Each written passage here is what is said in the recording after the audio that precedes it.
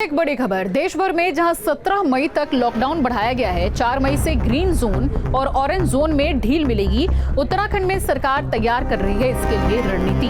हरिद्वार को छोड़कर बाकी जिलों में ये छूट मिलेगी। आज शाम 4 बजे मुख्य सचिव उत्पल कुमार की एक प्रेस कॉन्फ्रेंस होगी और लॉकडाउन से मिलने वाली छूट की जानकारी इसमें दी जा सकती है। तो लॉकडाउन 3 को लेकर बनाई गई रणनीति की भी इसमें जानकारी दी जा सकती है।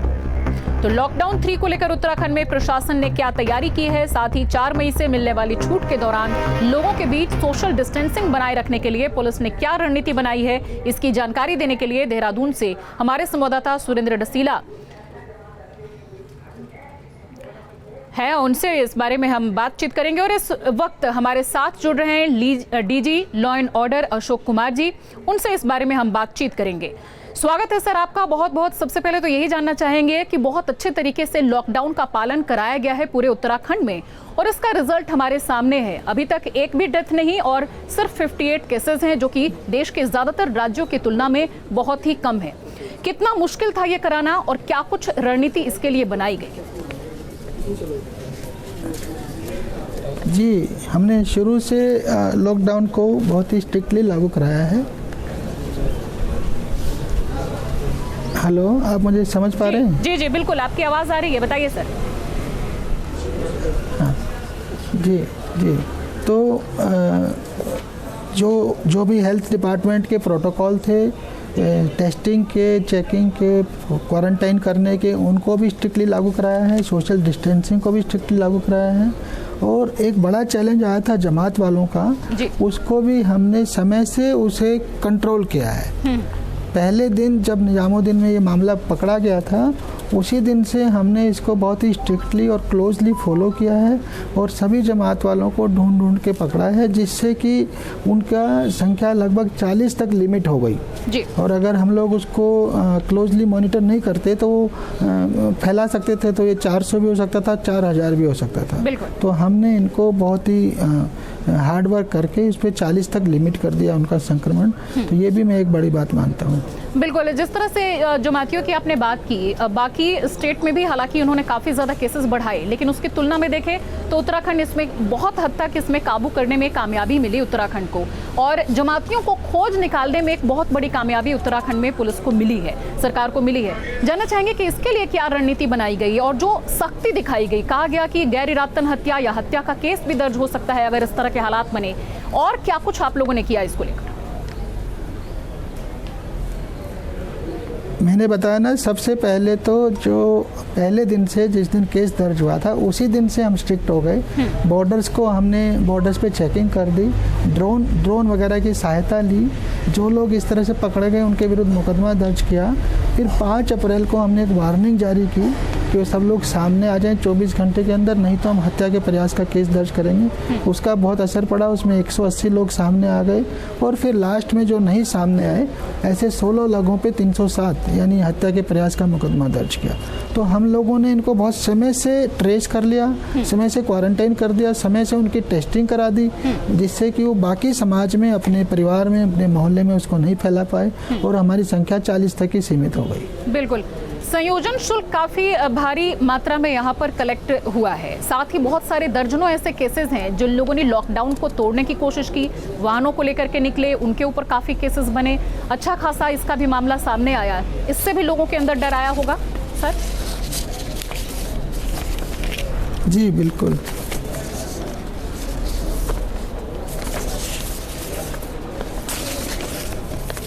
हेलो जी जी बताइए, इसको लेकर कुछ बताना चाहेंगे आप कि आम लोगों के अंदर? उत्तराखंड में अभी तक हमने कुल 2441 FIR की हैं जी और 5781 वाहनों को सीज किया है। तो इसका भी असर है कि जो लोग हमने दृढ़ता से लागू कराया, लॉकडाउन को विनम्रता से कराया, मानवीयता से कराया, इसके बावजूद भी जो लोग नहीं माने तो उन पे हमने FIR करने में भी गुरेज नहीं किया। कुल FIR की संख्या हमारी 2441 है। उसी से आपको आइडिया लग जाएगा, छोटा स्टेट है। बिल्कुल। एक बड़ा सवाल ये है कि पुलिसकर्मी जो कि इस समय उनकी ड्यूटी काफ़ी ज़्यादा बढ़ी हुई है, कोरोना वॉरियर्स में हमारे पुलिसकर्मी भी हैं स्वास्थ्य कर्मियों के साथ साथ। जानना चाहेंगे कि जब उनकी ड्यूटी काफ़ी ज़्यादा बढ़ जाती है, वो अपने परिवार अपने बच्चों से दूर रहते हैं, ऐसे में उनको मोटिवेट करने के लिए, मानसिक तौर पर उनको किसी भी दबाव से निकाल कर इस ड्यूटी को कराने के लिए किस तरह से आप मोटिवेट करते हैं? देखिए, एक तो पहले हमने उनकी प्रॉपर ट्रेनिंग करवाई, फिर उनको प्रॉपर इक्विपमेंट दिया।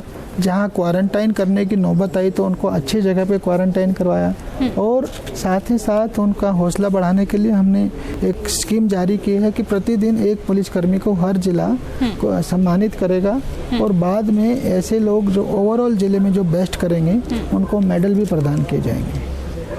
बिल्कुल। एक पुलिसकर्मियों के भी हेल्थ को ध्यान में रखते हुए आपने एक ये भी जारी किया था गाइडलाइन कि 55 साल से ज़्यादा उम्र के जो पुलिस कर्मचारी हैं वो फ्रंटलाइन ड्यूटी पर नहीं आएंगे। इसका भी असर देखने को मिला काफ़ी। अशोक सर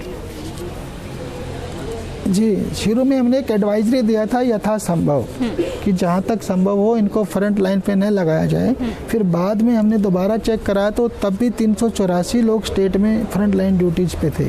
फिर सेकेंड राउंड में हमने मैंडेटरी कर दिया, क्योंकि इतने आदमी हम कहीं और से निकाल के शिफ्ट रिप्लेस कर सकते थे, तो हमने मैंडेटरी कर दिया कि कोई भी 55 साल प्लस का आदमी फ्रंट लाइन ड्यूटी पे नहीं रहेगा, जहाँ उसका डायरेक्ट कॉन्टैक्ट की संभावना रहे संक्रमित आदमी से। बिल्कुल। केंद्र की अब जो गाइडलाइन है, जो लॉकडाउन 3 है, जो अब 2 दिन बाद से इसकी भी शुरुआत हो जाएगी, इसके लिए आगे की प्लानिंग क्या है कि सोशल डिस्टेंसिंग का भी पालन हो और ग्रीन जोन पूरा उत्तराखंड बन जाए? देखिए, जैसा जैसा गाइडलाइन में जो डायरेक्शन आई हैं, अपने भी मीडिया में आ गई हैं सब, उसके हिसाब से ही चलेंगे हम। यद्यपि शुरू का फेज थोड़ा मुश्किल होगा, क्योंकि आपको यूपी से भी हो रहा है, दिल्ली हरियाणा सब जगह से हो रहा है, और जो दूर के स्टेट्स हैं गुजरात महाराष्ट्र एमपी साउथ, वहाँ से संभवतः ट्रेनों से लाएंगे, तो ये थोड़ा टफ टाइम होगा शुरू के 2-3 दिन। किंतु हमने प्रयास हमारा है कि प्रॉपर डॉक्यूमेंटेशन हो, डिजिटली करवाया जा रहा है, और उसमें प्रॉपर चेकिंग हो, जो हेल्थ के नॉर्म्स हैं वो भी कोई भी ख़त्म ना हो, प्रॉपरली क्वारंटाइन किए जाएँ लोग जो जैसा जिसका रूल के हिसाब से जिस कैटेगरी में आएगा। तो ये हमारे लिए अभी अगले नेक्स्ट वीक ये हमारा बड़ा चैलेंज है। बिल्कुल। इस कोरोना काल में एक चीज़ अच्छी ये हुई है कि पुलिस की छवि काफ़ी ज़्यादा सुधरी है, लोगों का उन पर विश्वास काफ़ी ज़्यादा बढ़ा है, लोग फूल उनके ऊपर डालते हैं, उनकी हौसला अफजाई करते हैं, ताली थाली बजाते हैं। ये तमाम तस्वीरें सामने आती हैं। कितना मोटिवेट करती हैं इस तरह की तस्वीर?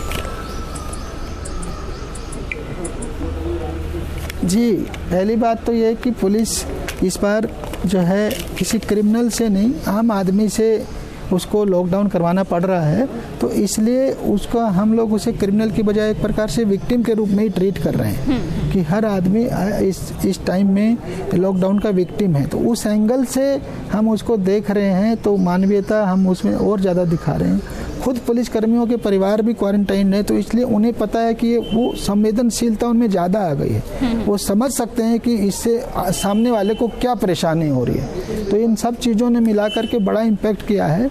और तीसरा मैं मानता हूँ सोशल मीडिया का भी असर है, उस पर जो पॉजिटिव और अच्छे काम है पुलिसकर्मियों के वो हाईलाइट हो रहे हैं, उससे उनको सम्मान मिल रहा है, तो उनमें और मोटिवेट हो रहे हैं, जिससे वो और ज़्यादा अच्छा कर रहे हैं। बहुत बहुत शुक्रिया सर, अपना कीमती वक्त हमें देने के लिए और ये कीमती बातें बताने के लिए। तमाम लोगों को बहुत बहुत धन्यवाद।